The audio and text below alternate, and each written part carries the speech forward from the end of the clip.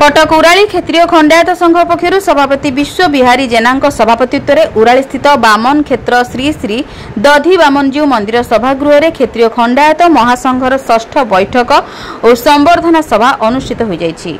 मुख्यतः क्षेत्रीय खंडायत जातिर उन्नति शिक्षा और कर्म क्षेत्र में प्राधान्य देवा सह आमे समस्ते जाति मोर साथी होई मिलिमिशि समाज रे अग्रसर हेबा पई संकल्प नैथिले।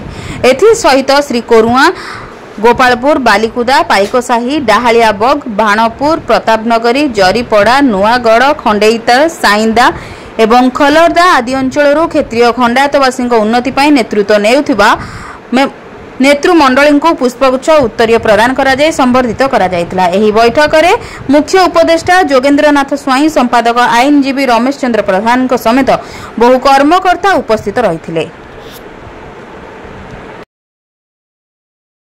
विश्वबिहारी जेना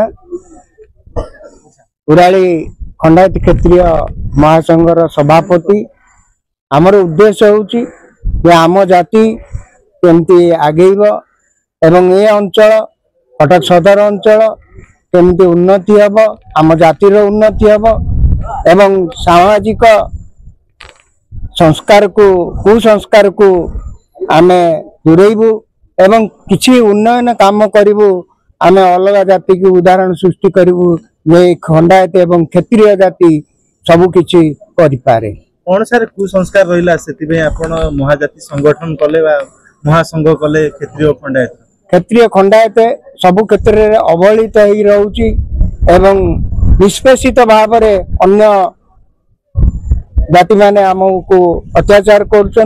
तेणु आम केमिति उच्च शिक्षित हब एवं केमिति अंचल उन्नति करूँ ता सहित ओडिशार केमती उन्नति हो पार से आम जाति गर्व गौरव फेरी आनिब आम जाति देशर सर्वश्रेष्ठ जाति हूँ खंडायत क्षेत्रीय जाति समस्त सुविधा क्षेत्रीय खंडायत को मिले आपन कहते आप वंचित अच्छा आम वंचित अच्छु ये जे सरकार जहाँ योजना करुँच किंतु आमे सेटा पाइया अपहुंच हो जाउची एवं घोषणा करुँच किंतु आमको किसी मिलूना।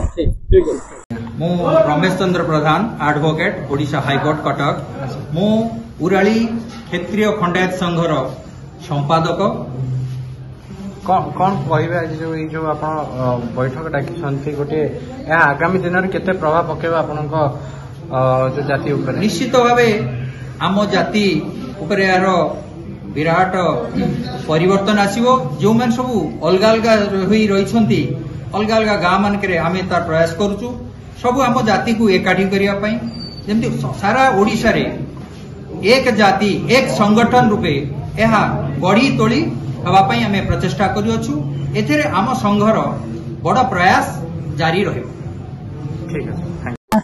पूर्वतन कॉर्पोरेटर कटक महानगर निगम एवं यही उराली हाईस्कूल में जन पुरातन छात्र आज खंडायत क्षेत्रीय समावेश संवर्धना सभा होची नुआ प्रयास गोटे हेछि कोन आकनी कोन कहौ चाहिए। निश्चित भाव में कटक सदर अंचल गोटे गर्व गौरव विषय पवित्र पीठ उराली कहले एभली एक श्रीक्षेत्र आज परिणत होती।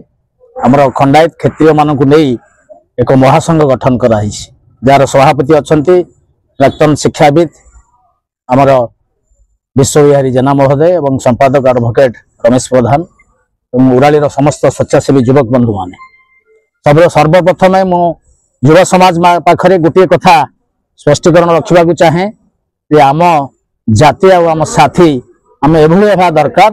क्षेत्रीय खंडायत मानकर गर्व गौरव एवं तांकर जो मानसिकता थिला सारा ओडिशा रे देखिए आपण पुंखानुपुंखानु जदि आलोचना करा जाए क्षेत्रीय खंडायत जाति माने एक स्पष्टवादी निर्भीक जातिर युवक माने आगे आसवा दरकार एवं निज अंचल रे जो युवकटी हो जो कृषकटी हो माटी हो निष्पेषित अवहेलित अच्छा ये संगठन माध्यम आगामी दिन में निश्चित सीट मिली न्याय पाइबे ए कार्यक्रम को आम आगे नेबा प्रचेषा जारी रखिछु।